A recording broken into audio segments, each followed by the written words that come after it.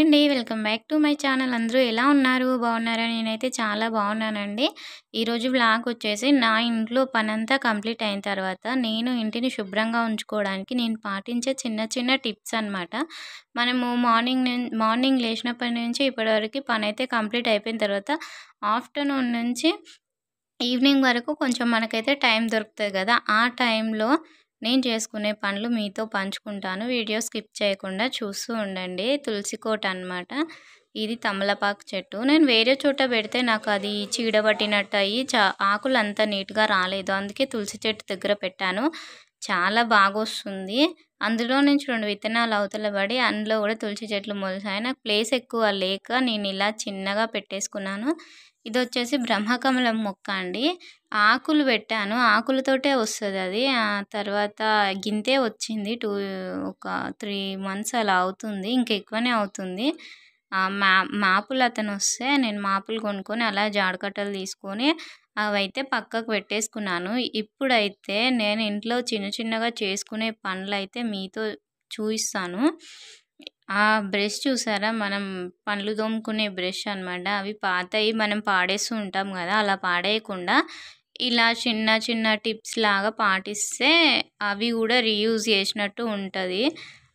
ఇప్పుడైతే నేను ఇంట్లో ఉన్న పోపు డబ్బాలు అవన్నీ తీసేసాను. అంతా జిడ్డు పట్టింది, ఆయిల్ జిడ్డు.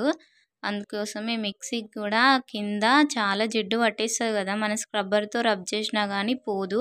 అలా అనేసి ఆ బ్రష్‌ని నేను కొంచెం కాల్చాననమాట. మధ్యలోకి కాల్స్తే అది మెత్తగా అవుతది కాబట్టి దాన్ని కొంచెం వంచాను. అలా వంచడం వల్ల బ్రష్ అనేది మూలల్లోకి వెళ్ళి నీట్‌గా క్లీన్ చేస్తుంది. ఇప్పుడు చూడండి మిక్సీ గిన్నె లోపల అది కదులుతుంది కదా! అందుకే దాన్ని పట్టుకొని నేను అలా తోముతున్నాను. ఇంకెక్కడనైనా మనము స్క్రబ్బర్‌తో వెళ్ళలేని ప్లేసెస్ ఉంటాయి కదా! అక్కడ కూడా రబ్ చేసేసుకొని వాటర్‌లో కడిగేసి చూపిస్తాను.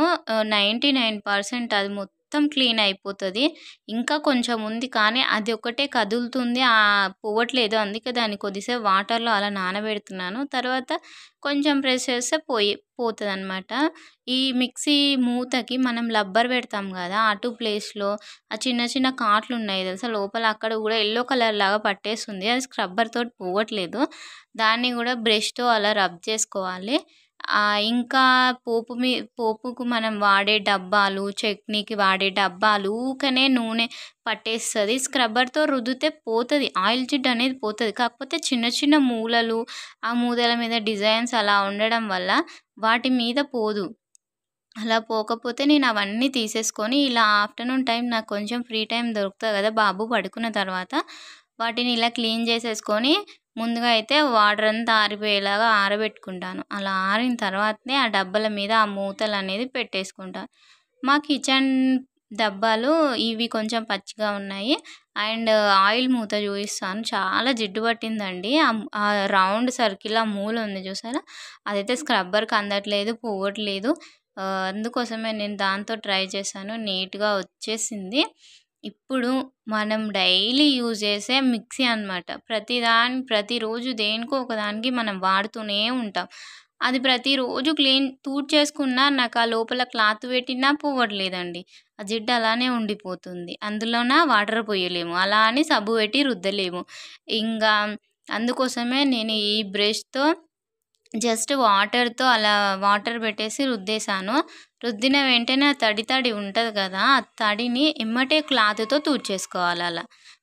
వాటర్ అయితే మిక్సీ మీద పోయొద్దండి. మిక్సీ ఖరాబ్ అయిపోతది. జస్ట్ బ్రష్‌కి అద్దుకున్న వాటర్‌తోనే మనం గట్టిగా రుద్దేసుకోవాలి. అలా రుద్దేసుకుంటే వెళ్ళిపోతది. ఒకవేళ సబ్బు పెడితే ఏందంటే వాటరు ఆ ఓపెన్ గ్యాప్స్ ఉన్నాయి కదా! మనము మిక్సీ రన్ అయ్యేటప్పుడు లోపల ఉన్న వేడి గాలి అనేది బయటకు వచ్చేయడానికి చిన్న చిన్న హోల్స్ అనేటివి ఇస్తారు మనకు. అందులో నుంచి వాటర్ మాత్రం ఆ మోటార్‌కి పడ్డదంటే మోటార్ మొత్తం ఖరాబ్ అయిపోతది. అందుకోసమే అలా రుబ్ చేసుకొని క్లాత్ పెట్టి తుడిచేసుకోవాలి. అండ్ బిఫోర్ అండ్ ఆఫ్టర్‌కి తేడా అయితే మీరే చూడండి.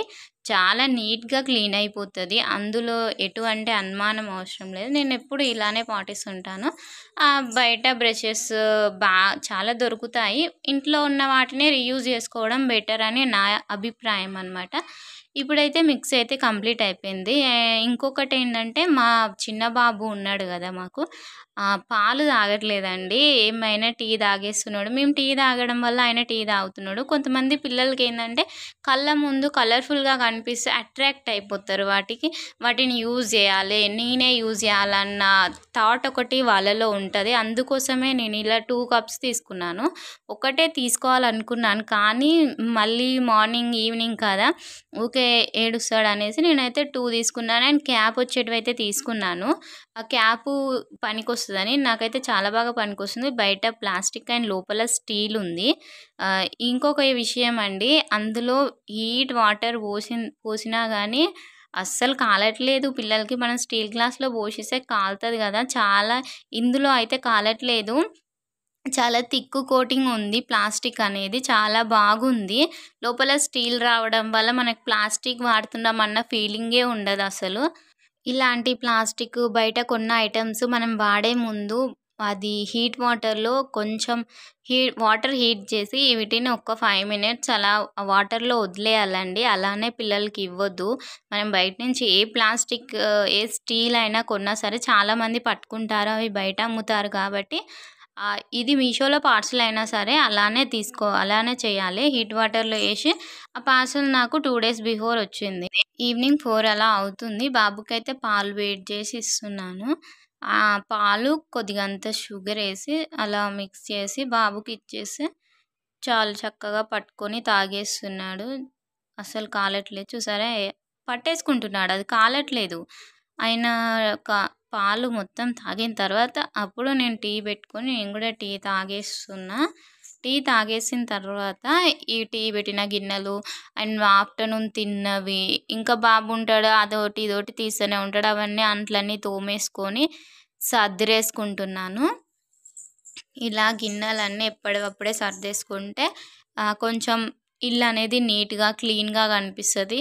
అలా పెట్టేస్తే మనకి ఏ వస్తువు ఎక్కడుందో అంత తొందరగా దొరకదు. ఇప్పుడైతే అంతా సర్దేసుకున్నాను. టీ పెట్టిన గిన్నెలు గూడా తోమేసాను కాబట్టి ఇంకా గిన్నెలేం లేవు. అక్కడ బట్టలు నేను ఈవినింగ్ అలా 6కి అలా నేను టీవీ సీరియల్స్ చూస్తూ అలా మడత పెట్టుకుంటాను. ఈ బట్టలైతే ఇంకా ఆరలేదు. బయట ముసురు పడుతుంది కాబట్టి నేను ఇంట్లో ఏశాను.